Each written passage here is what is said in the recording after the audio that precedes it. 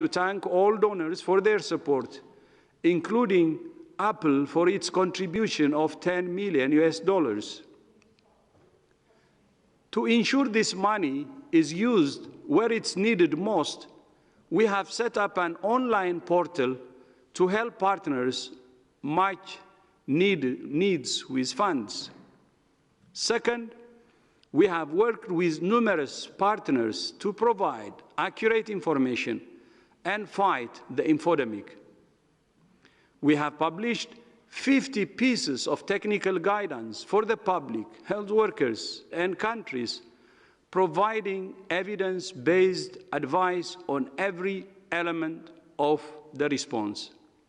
We activated our global expert networks to tap the world's leading epidemiologists, clinicians, social scientists, statisticians, virologists, risk communicators, and others to make our response truly global and to capture all the support we need from all over the world, from WHO experts and from other experts in many of the institutions we have globally. Our EpiWin team has adapted our advice for individuals and communities, health workers, employers and workers, faith-based organizations, and more about how to protect themselves and others. Through our daily situation reports and these regular press briefings, we have kept the world informed about the latest data, information, and evidence. We have held regular briefings with our member states to answer their questions and learn from their experiences. We have worked with numerous media and tech companies, including the Facebook, Google, Instagram, LinkedIn, Messenger, Pinterest, Snapchat, Tencent, TikTok, Twitter, Viber, WhatsApp, YouTube, and more to counter myth and misinformation with reliable, evidence-based advice. The WhatsApp chatbot now has more than 12 million followers and is available in 7 languages, including Hindi and Portuguese, which are launching today. The Viber chatbot has more than 2 million followers in 3 languages and 4 more to launch next week, reaching out to the citizens of the world, the person in the street, informing them about the latest information we have. Just in the past 2 days, we convened an online workshop to crowdsource ideas from over 600 experts, institutions, and individuals on ways to combat the infodemic. We have worked with FIFA and some of the world's biggest sports stars to promote clean hands and physical activity. And since we announced the One World Together at Home concert with Lady Gaga and Global Citizen on Monday, more TV networks and online platforms from around the world have contacted us offering the broadcast the concert. And Lady Gaga had already raised $35 million as already informed during our conference with her. Third, we're working hard to ensure supplies of essential medical equipment for frontline health workers. So far, we have shipped more than 2 million items of personal protective equipment to 133 countries, and we're preparing to ship another 2 million items in the coming weeks. We have sent more than 1 million diagnostic tests to 126 countries in all regions, and we are sourcing more. But we know much more is needed. This is not enough. So we're working with the International Chamber of Commerce, the World Economic Forum, and others in the private sector to ramp up the production and distribution of essential medical supplies. Today, we're launching the UN COVID-19 Supply Chain Task Force to dramatically scale up the supply of these life-saving tools and match supply with needs. And I would like to use this opportunity to thank the Secretary General, Antonio Guterres, for bringing all the UN agencies to contribute to the supply chain task force. Fourth, we're working to train and mobilize health workers. More than 1.2 million people have enrolled in 6 courses in 43 languages on our openwho.org platform. Our target is to train tens of millions. And we have all the readiness to train tens of millions, hundreds of millions. Experts have been deployed around the world through WHO's Global Outbreak Alert and Response Network and our Emergency Medical Teams platform. And fifth, we have accelerated research and development.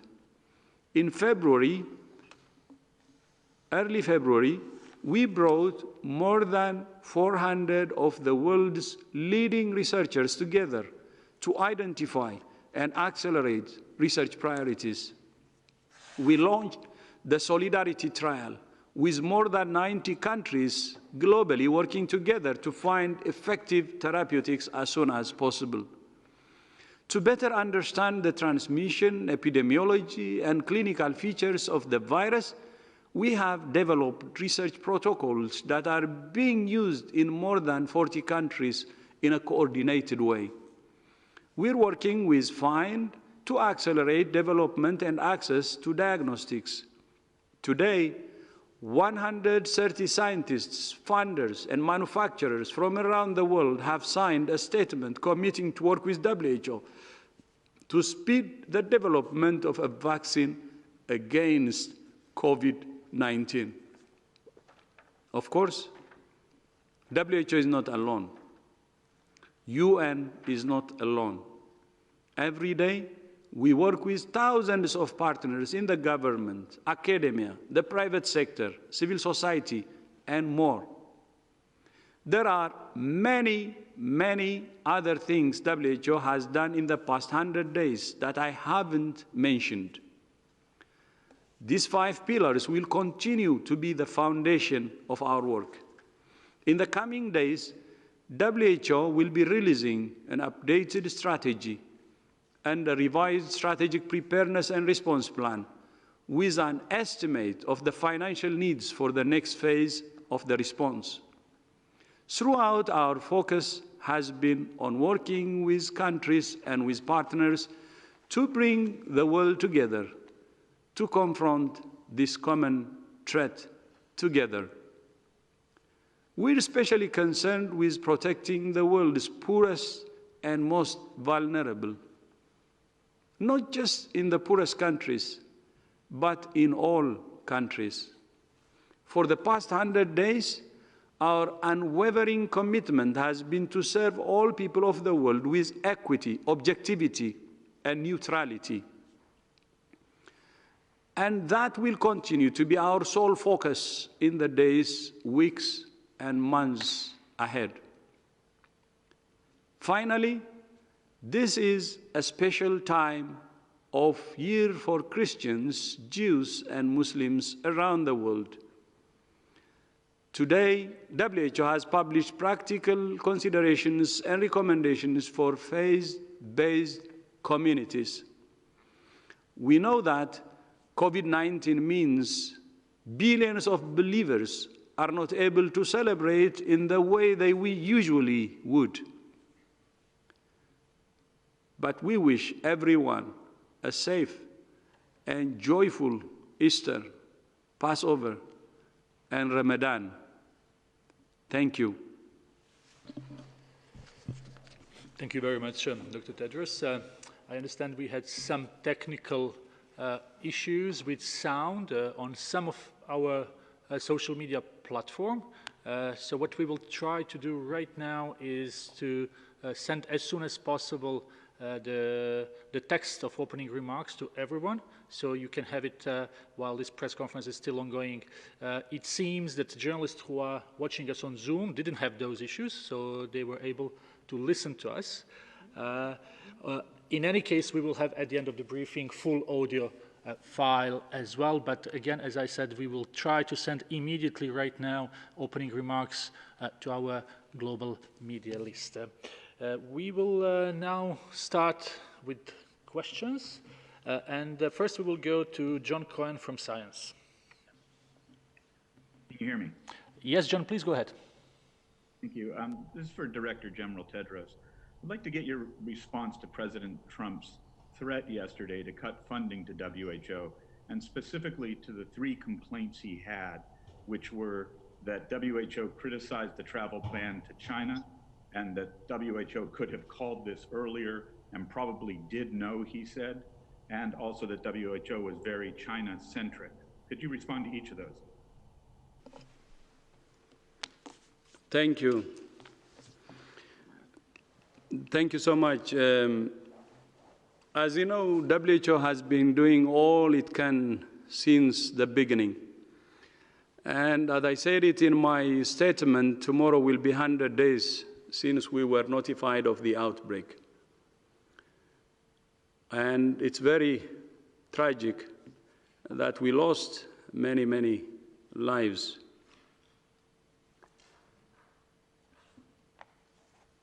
But from the situation we have now, not only that we said we have been doing everything we can, but we will continue to do everything, day and night, like what we have been doing, to save lives. We don't want to waste time.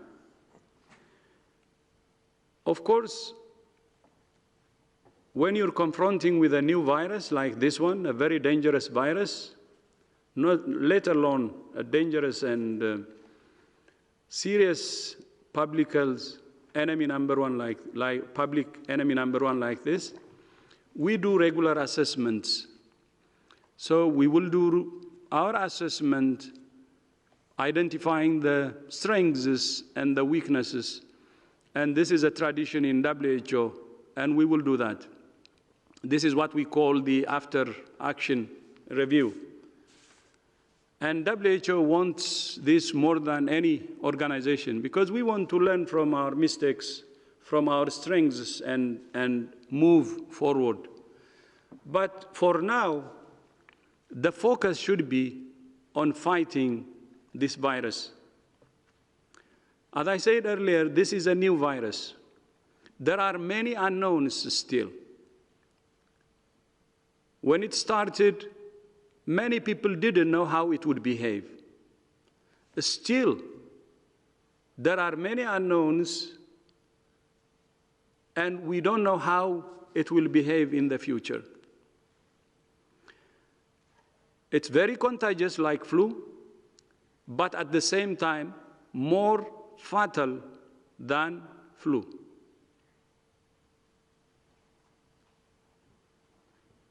And if you remember, that's why on February 11, we called it public enemy number one. This is 12, 13 days after we declared the global emergency.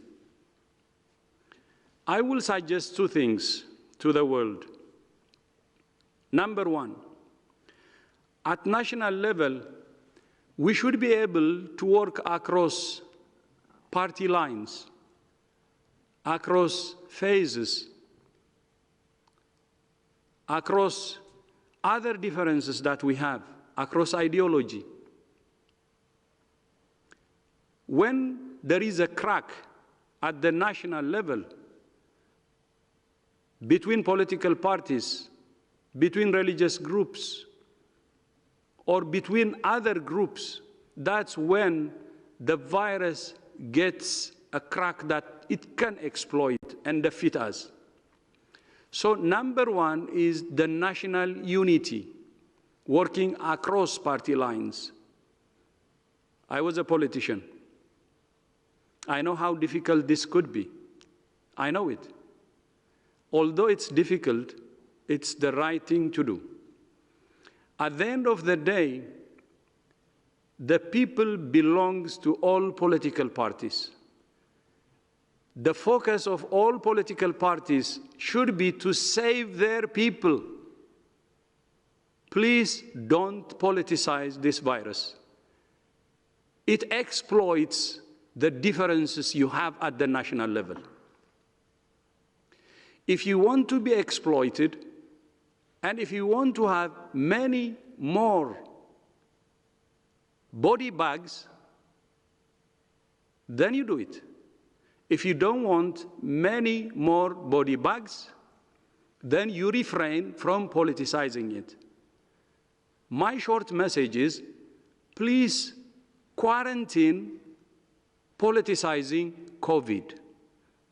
The unity of your country will be very important to defeat this dangerous virus. Without unity, we assure you,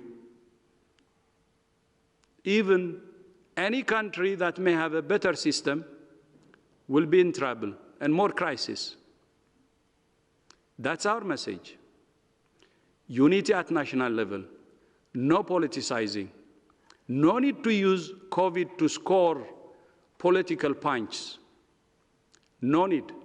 You have many other ways to prove yourselves. This is not the one to use for politics. It's like playing with fire. So more than ever before, national unity is important if we care about our people, if we care about our citizens. Please work across party lines, across ideology, across beliefs, across any differences for that matter. We need to behave. That's how we can defeat this virus. Second, global solidarity is very important. When national unity succeeds, global solidarity will be easier to form. I will tell you a story. This is in the 1960s, 1967, if I am not wrong, when the eradication of smallpox was launched, when the eradication of smallpox was declared. I was 2 years old because I was born in 1965. The former USSR and United States came together and agreed to eradicate smallpox and brought the whole world together with them. Do you remember that it was a Cold War era at that time? During the Cold War, the two nations, the former USSR and United States, came together to fight smallpox. It was killing 2 million people annually. 15 million infections annually. The world could not tolerate that kind of disaster.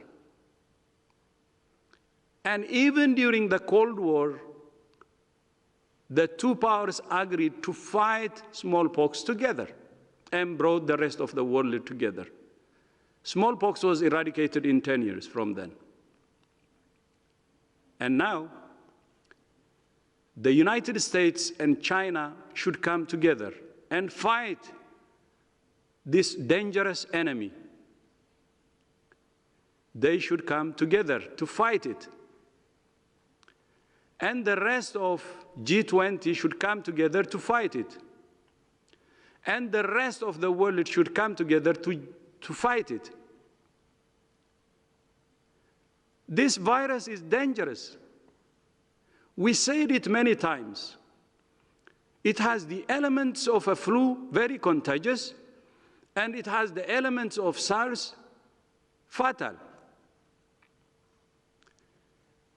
We will have many body bags in front of us if we don't behave. When there are cracks at national level and global level, that's when the virus succeeds.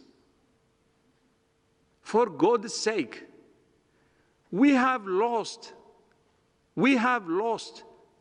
more than 60,000 citizens of the world. Even 1% is precious, whether it's young or old. More than 1 million cases.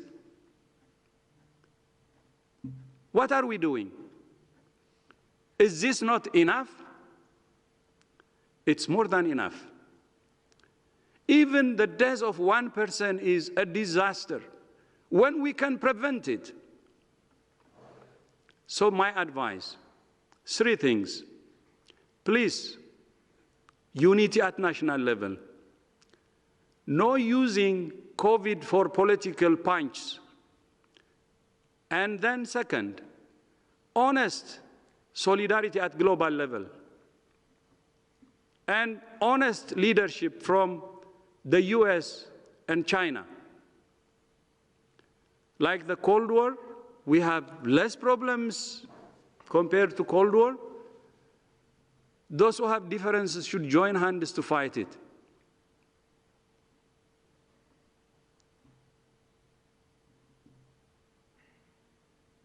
And then the G20 and everybody has to come together. And the third, please, if you agree to the 2 means, please quarantine politicizing COVID. Quarantine politicizing COVID. That's the way if we want to win. I know I didn't address your question directly. I don't think that's necessary. We shouldn't waste time pointing fingers. We need time to unite. And what I'm saying is not in vain. I have seen leaders who are preaching about this, many leaders for the last 3 months. I'm just joining them. And we can make it. Let's unite. Let's unite. Unity is the only option to defeat this virus. Lack of unity, please prepare. If you don't believe in unity and don't do unity, please prepare for the worst to come. The worst is yet to come if we don't rush to ensure the unity. Thank you. Thank you very much, Dr. Tedros. I hope this clear message answers the question from John Cohen from Science. We will go to the next journalist. That's Michael, who is a contributor to CNN. Michael, can you hear us? I can hear you. Can you hear me? Yes, please go ahead. Thank you for taking my question. Without referencing the criticism from President Trump, you've already dealt with that, but I did want to ask Director General, sir, that when doing so in the midst of an unprecedented global emergency, when you do get criticism from world leaders, and perhaps President Trump won't be the last, does that really create a setback for you? I mean, I think we can argue that moral suasion, your moral authority is one of the most powerful, if not most powerful tools you have. But when that is eroded, does it make it more difficult for you to operate and save lives? And just very quickly, from the beginning, I remember you've been advocating travel and trade restrictions, and governments seem to have been ignoring that to a very big degree. Even here in Canada, we now have interprovincial restrictions. So if that happens, does that chip away at your moral authority? Thank you very much. I know that I'm just an individual. Tedros is a dot in the whole universe. Issues targeted at me personally, I don't mind. I prefer to really focus on saving lives. I said it many times. We're losing people. Why would I care about being attacked when people are dying? Compare the two. We're losing lives every minute. Please remember, more than 60,000 deaths. I'm not sure if that number is accurate. I would expect that estimate that we have more deaths. Why would anyone in the right conscience think about his personal attack, ignoring the bigger challenge we're facing as humanity? My focus is saving lives. We don't do politics in WHO. We don't. We care for the poor. We care for those who are vulnerable. And we regret when we lose lives. That's where we should focus. I am an individual. I'm no better than anyone who is suffering from COVID. I don't care who says what about me. I would prefer to focus on saving lives. No time to waste. How many more deaths would I like to see? I can't. Why would I worry about myself when the number of deaths is increasing? Who am I to make my personality before the deaths of all around the world? That's why I said, maybe you have followed my Twitter messages, humility.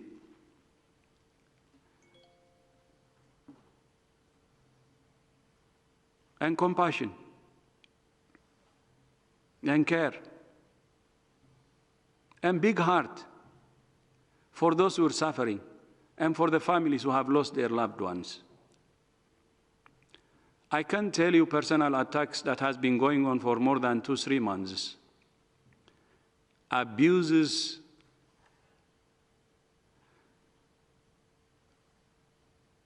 or racist comments, giving me names, black or negro. I'm proud of being black or proud of being negro, because that negro is black, black is black, and I'm proud. I don't care, to be honest. And thank you for asking that question. Maybe for the first time I would make this public. Even death threat, I don't give a damn, because it's personally targeted to me. 3 months in the same situation. What makes me sad is, I said it last presser, when the whole black community was insulted, when Africa was insulted, then I don't tolerate. Then I say people are crossing the line. When it's personal, even death threats, I didn't care. I didn't even respond. When, as community, people start to insult us, that's enough. That's enough. We cannot tolerate that. But since I don't have any inferiority complex when I am personally affected or attacked by racial slurs, I don't care, because I am a very proud black person or negro. I don't care being called even negro. I am. That's what came from some quarters. And if you want me to be specific, 3 months ago, this attack came from Taiwan. We need to be honest. I will be straight today. From Taiwan. And Taiwan, the foreign ministry or so, they know the campaign. They didn't dissociate themselves. They even started criticizing me in the middle of all that insult and slur.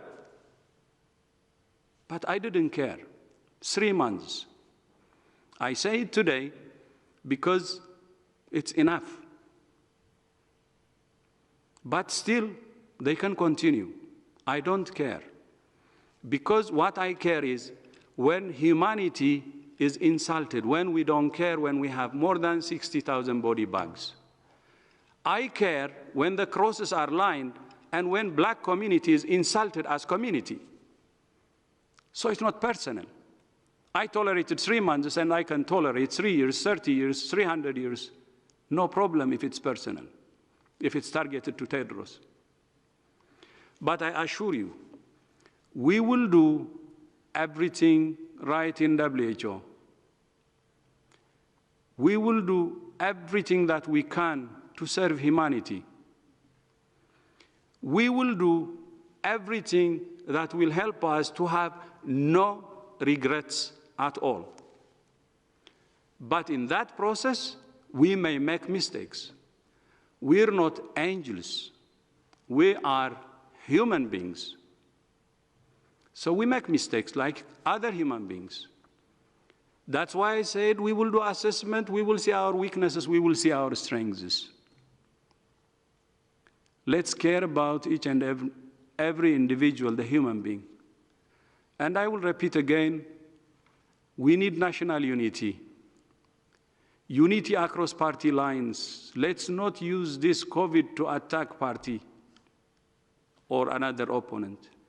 We need global solidarity. The most powerful should lead the way. And please quarantine COVID politics. That's what we want. We don't care about personal attack. We don't.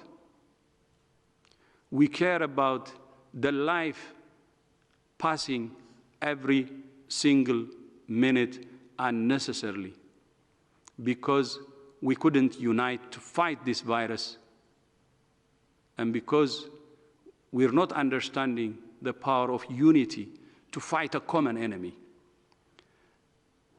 There is a very clear line, a fight between humanity and this virus. That's it. That's what we should use to fight and win. Thank you. Thank you very much. Talking about countries that are struggling, we will go to Yemen now to hear from Aziz from Yemen National Radio. Aziz, can you hear us? Yes, I did. Hi, how are you? Thank you for taking my question. I don't know where to start, but let's talk about Yemen for an instant. What's the plan going there? What's going on? I've reached to the envoy, and it was very hard. Numbers are not correct. Emails are not correct. The page that sourced the information for the citizens actually is written as shopping for motorcycles. So it's such a lot of effort that has been made by the WHO, but it's kind of not realistic for Yemen to have no cases at all, or maybe the Yemenis have some genetics that works for this. So can you tell me more about the plan that is implemented in Yemen, and how is it 27 million, around 27 million, and only 600 tests are available? Thank you, Aziz. Thank you for the question. Maybe Dr. Ryan has some information about Yemen. We'll certainly provide more, but Dr. Altaf Buzani is our country representative there. Altaf is a highly experienced public health leader, previously worked in Iraq, and he's working very closely with Lisa Grande, the UN humanitarian coordinator there. Yemen, as you know, and again, my sympathies for the people in every part of Yemen. The population and the people of Yemen have been to hell and back in the last number of years, both in terms of the destruction of health infrastructure, large outbreaks, including cholera, as we've seen over the last number of years. And WHO has been there with our partners, and we have stood with the people of Yemen, wherever they are in Yemen, to provide essential health services, the provider of last resort, trauma and clinical management pathways, mobile clinics, vaccination, and now surveillance and response for COVID-19. I'll have to check the numbers you mentioned to me on the number of tests available. We know we have provided testing capacity, And we continue to work with the government to beef up the capacity to do isolation and to do contact tracing and quarantine of contacts. As I said, I don't have the exact details on the testing you mentioned, but I will most certainly follow up with our country representative, with our regional director, and get back to you on that. But please be assured of WHO's absolute commitment to support the health, safety and welfare of the people of Yemen. Thank you very much, Aziz, for calling from Yemen. We will go now to India. United News of India, Ajit. Ajit, can you hear us? United News of India, Ajit.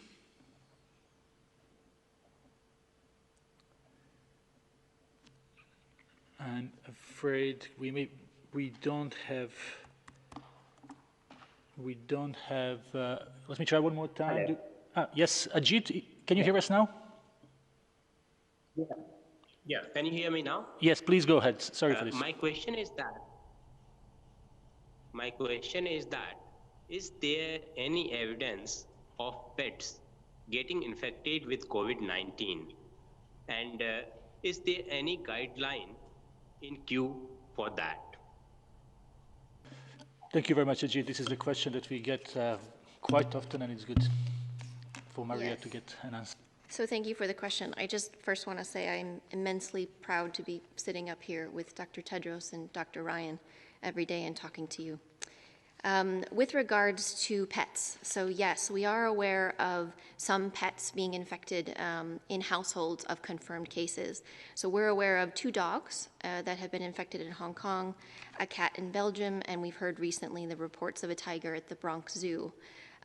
There are several groups that are conducting investigations in animals to really understand how pets are infected. It seems like they are infected from their owners who are infected.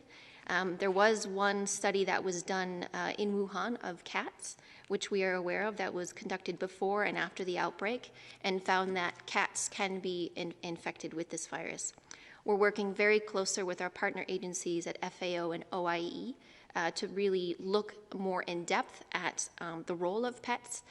We don't believe that they're playing a role in transmission, but we think that they may be able to be infected from an infected person. And so they're not a major driver playing a major role in transmission in COVID-19 outbreak. And may I just add, it's extremely important that as people worry and have concerns about sources of transmission, that we refrain from any act of cruelty to animals. They're beings in their own right, and they deserve to be treated with kindness and respect. And they are our victims like the rest of us. So until we know more, it's very important that people, as Maria said, understand that they're likely to be co-infected with us. There is no evidence at this point that they infect human beings, and it's really important that we remain respectful and kind to those animals that share our lives.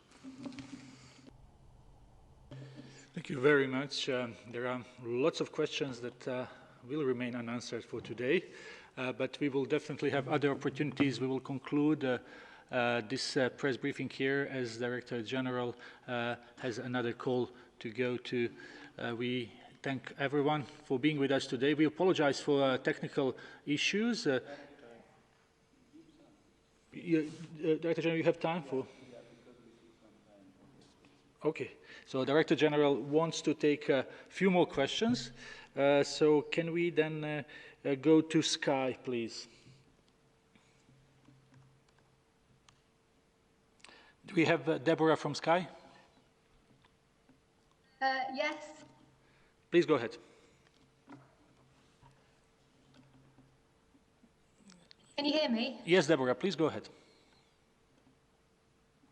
Thank you so much for the opportunity. Oh, hold on a second. Director General, obviously you've been asked quite significantly about the comments made by President Trump yesterday, but could you just address the specific concern? It's not just been raised by President Trump, but also by officials privately in the West, including in the UK, a concern that maybe you're a bit too close to China.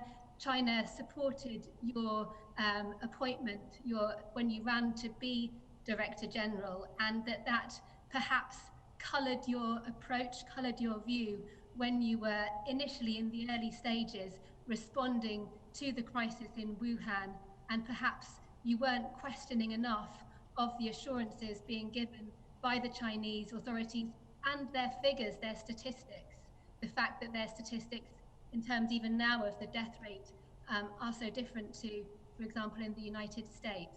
How do you respond to that, please? Yeah, thank you. Thank you so much. First of all, I have a recommendation to the media.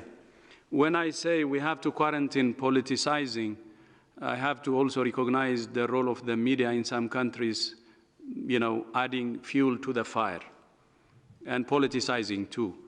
Please mobilize the whole world to fight against a common enemy, an invisible enemy. That's number one. And coming to the question you said, we're close to every nation. We're colorblind. We're, what do you call it, wells blind. We don't see. For us, rich and poor is the same. For us, weak and strong is the same. For us, small and big is the same.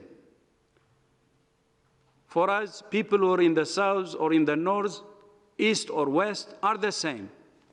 I will tell you a story. When I appointed my chief nursing officer of the whole wide world,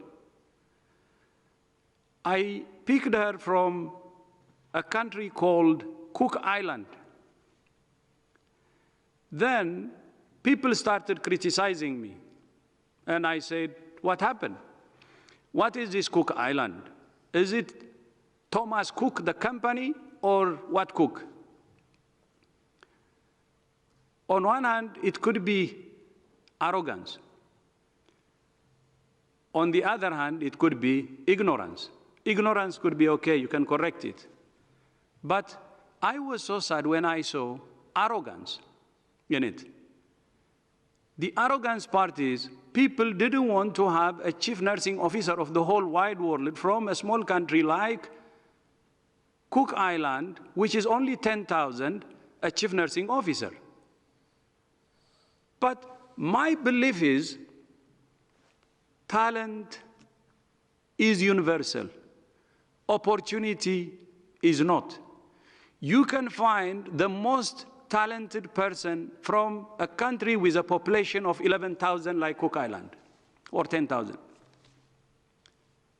So we work with Cook Island, 10,000 population. We work with China, 1.4 billion population. We were criticized for the 10,000. Is it because Cook Island influenced us? Using what? And China using what? We see everybody equally. We want to see everybody equally. That's what we want, that's what we do. Because we belong to all member states equally. We don't want to create differences between our member states. We would like to see all of them through a very similar principle, identical. I hope the Cook Island story will tell you loads and loads. So we respect every nation. We work with every nation. We try to understand the problems with every nation. We try to help them understand the root cause of the challenges and help them. The most important thing is that. And we see the whole world equally. And I assure you of that. And then I said, we will do assessments. If there is any wrongdoing, you will see it. The time will come. when all players check what they have done well and what they have screwed. Not only WHO, all players. And then build on our strengths and improve our weaknesses, focusing on the issues,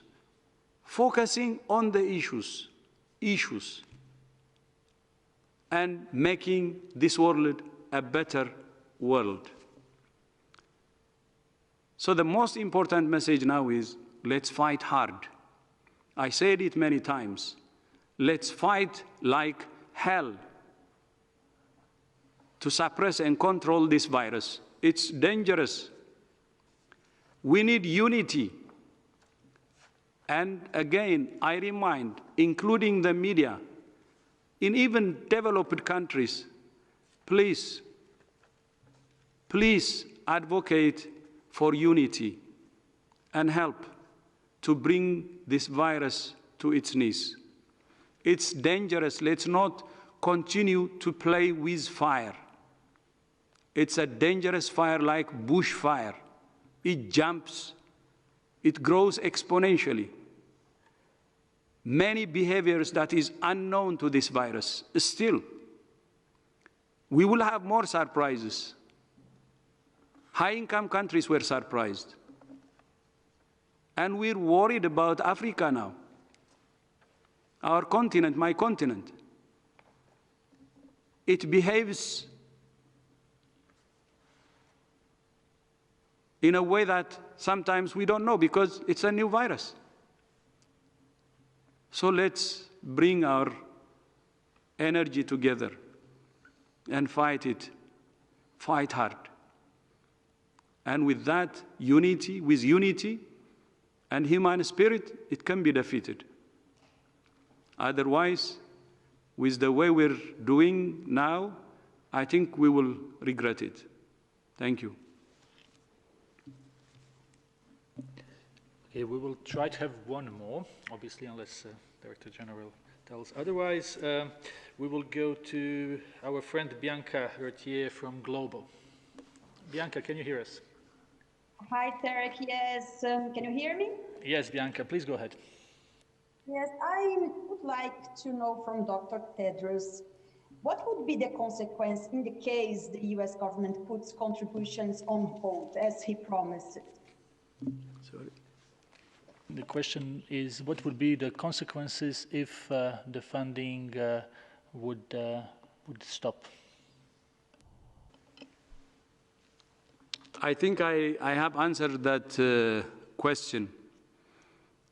Let's go above whatever specific issues you're raising. I'm asking for a bigger agenda. Let's go to a higher level. With unity, with solidarity at national level, global level, resources will not be a problem. We're asking to quarantine politicizing. We're asking for a genuine solidarity. So what's resource? It will come from all, including the US. It will. By the way, I would like to use this opportunity to thank the US for its generous support so far. I have known the US generosity when I was a minister in Ethiopia, health minister. When the HIV pandemic was ravaging the world, and especially Africa, when many were dying, schools closing, families losing hope. As a result, nations losing hope. And I remember then the intervention from the US, from President Bush, when he started PEPFAR, that saved millions of lives, brought hope to families, brought hope to nations, brought hope to the world. Not only PEPFAR, but a third of Global Fund contribution is from the US. And that goes into HIV too. And in the US, supporting global health has been a bipartisan position. What I believe is it will continue that way, because I have seen it at country level working well, and global level also working well. So that's what I believe. US will continue to contribute its share. Other countries will do the same. And my experience has always been a bipartisan position. And that's what I expect now. But I use this opportunity to thank and appreciate the people and government of the US for their generous support. And we're very grateful for that, and the world is grateful. And the world is getting smaller and smaller. We need more solidarity and unity more than ever before. It has come, the need for solidarity has come even more important than ever before. Anything that starts in one place affects the whole world. We cannot live in our nation-state boundaries. We can't. Globalization is a must. Something we should accept, we have accepted, and live with. But that means interdependence and helping each other. And that's what I see in the US, what I hope and believe also will continue to be the case. I thank you. Thank you, Director General.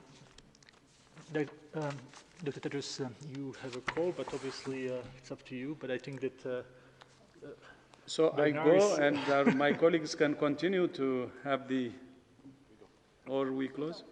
I think we can close here because colleagues have as well something to do. So we will close this press conference with this. I think we were all inspired by powerful words of our Director General today. We already sent you his opening remarks for those who have been watching on Twitter, Facebook, and other platforms and were not able to listen. This has been sent to our global media list, and we will do the same with the audio file, as well as some other news from WHO offices around the world. Thank you very much, and we will inform you about the next press briefing. Have a nice evening.